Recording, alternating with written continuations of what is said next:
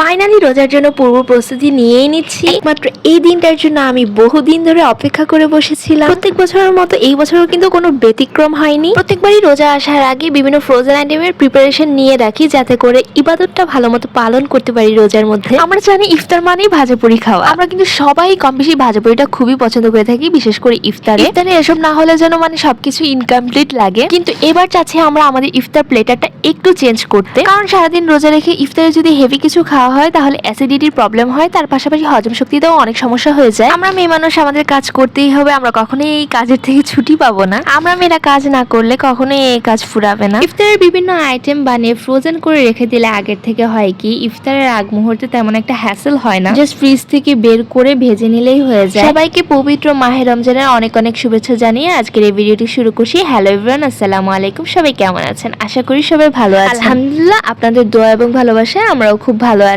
সময়ের অভাবের কারণে এইবার ফ্রোজেন আইটেম তেমন বেশি কিছু বানাতে পারিনি, মাত্র 2টা আইটেম বানিয়েছি, আর সেই 2টা আইটেমই আপনাদেরকে আমরা আজকের এই ভিডিওতে শেয়ার করছি। এবার আমি আর আমার আম্মু দুইজন মিলে 2টা আইটেম বানিয়েছি, একটা আম্মু বানিয়েছে, একটা আমি বানিয়েছি। আম্মু হচ্ছে চিকেন কাটলেট বানাবে, সেটার জন্য সবকিছু প্রিপেয়ার করছিল। আম্মু মুরগির মাংস সিদ্ধ করে নিয়েছিল, সেটারই হাড় ছাড়িয়ে নিয়েছিল, আর এদিক দিয়ে পেঁয়াজ মরিচ কেটে নিয়েছিল, সবকিছু গুছিয়ে নিয়েছিল, আর সাথে হচ্ছে ল্যাপটপ দেখছিল। আর আমাদের বিড়ালটা শুয়ে আছে, সেটার জন্য একটু স্ন্যাপ নিলাম।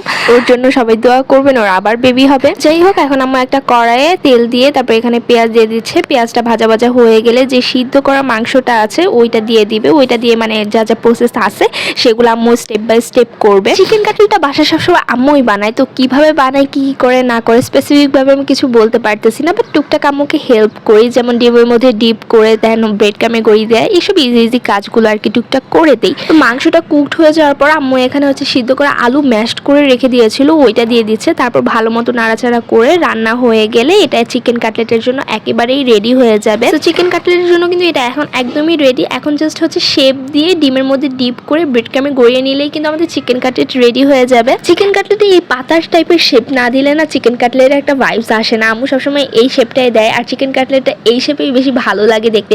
তো আমি হচ্ছে তেমন পারি না করতে, তো আমি আগে দেখে নিয়েছিলাম যে আম্মু কিভাবে করে। আমি একটু শিখে গেলে তারপর হচ্ছে আম্মুকে হেল্প করতে বসে যাব। আম্মু একটা করে বানাতে বানাতে এখানে প্রায় অনেকগুলো বানিয়ে ফেলেছে, প্রায় 10টার মতো। তারপর আমি ভাবলাম যে না, আর বসে থাকা যায় না, আমিও কাজে লেগে পড়ি। পরে আমিও আম্মুকে টুকটাক হেল্প করছিলাম। আমি হচ্ছে জাস্ট ডিমের মধ্যে ডিপ করে তারপর হচ্ছে ব্রেড ক্রামে গড়িয়ে দিয়েছিলাম। এটা তো একদমই ইজি কাজ, এটা আমি খুব ভালোভাবে পারি, তো এই কাজটাই আমি করে দিয়েছিলাম। আমি আর কোনো ঝামেলার মধ্যে যাইনি। এভাবে করে আমি সেম প্রসেসে প্রত্যেকটা কাটলেটকে ডিমের মধ্যে ডিপ করে ব্রেড ক্রামে কোট করে নিচ্ছিলাম। আপনারা শুনলে অবাক হবেন, প্রায় 60 পিসের মতো চিকেন কাটলেট বানিয়েছি, বাট এইটা 2 দিনও যাবে না। তখন আপাতত নর্মালে রেখে দিব, নর্মাল থেকে দেন আমরা ডিপে ট্রান্সফার করে দিব। পরে সবকিছু ঠিকঠাক আছে কিনা সেটা টেস্ট করার জন্য কয়েক পিস কাটলেট ভেজেও নিয়েছিলাম। এছাড়াও যখন বানাচ্ছিলাম তখন ভাইয়া দেখে বলছিল ভাইয়াকে কয়েক পিস ভেজে দিতে। মানে কাটলেটটা আমাদের বাসায় সবাই খুব পছন্দ করে, এটা ছোট বড় সবারই খুব পছন্দের একটা আইটেম। আপনারা কিন্তু অবশ্যই বাসায় ট্রাই করে দেখবেন যারা এখনো ট্রাই করেননি।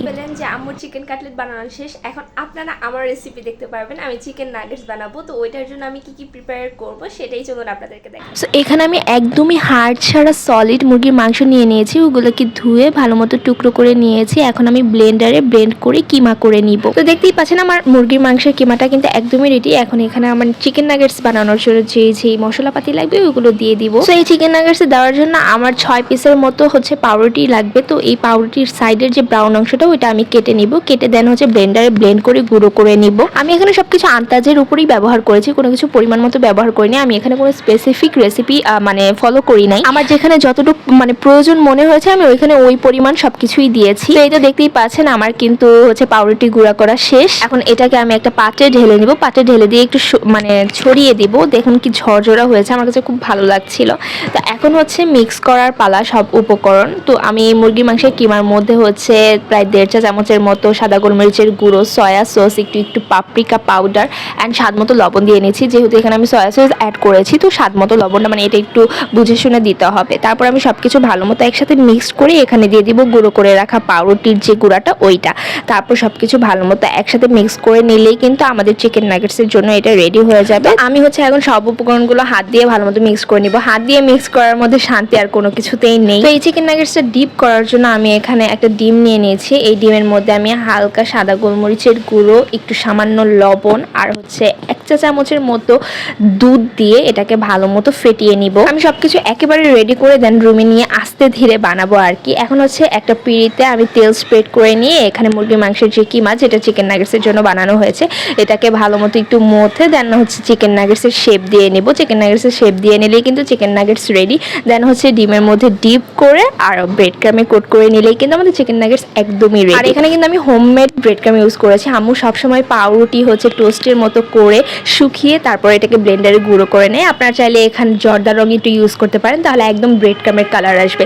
তো সেমভাবে এটাও একটু টেস্ট করার জন্য ভেজে নিয়েছিলাম কয়েক পিস, যেহেতু লাইফে ফার্স্ট টাইম বাসায় আমিই বানিয়েছি চিকেন নাগেটস, এর আগে কখনো বানানো হয়নি। আর বাকি যেগুলো ছিল ওগুলো হচ্ছে আমি ডিপে রেখে দিয়েছি ওই অবস্থায়। তারপর হচ্ছে আমি একটা বাটিতে স্টোর করে রেখে দিব শক্ত হয়ে যাওয়ার পর। এই দিক দিয়ে আমি হচ্ছে মেয়োনিজ বানিয়ে নিয়েছিলাম, কিন্তু এটার ক্লিপ নিতে আমি ভুলে গেছি। যাই হোক, আজকের ভিডিওটা এখানেই শেষ করছি। আশা করি আপনাদের সবার কাছে আমাদের আজকের ভিডিও ভালো লেগেছে। ইনশাআল্লাহ দেখা হবে নেক্সট ভিডিওতে। সবাই ভালো থাকবেন। আল্লাহ হাফেজ।